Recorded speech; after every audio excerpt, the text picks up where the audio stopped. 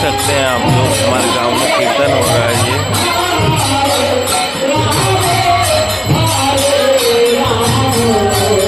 देख सकते हो भक्तगण कितने हैं यहाँ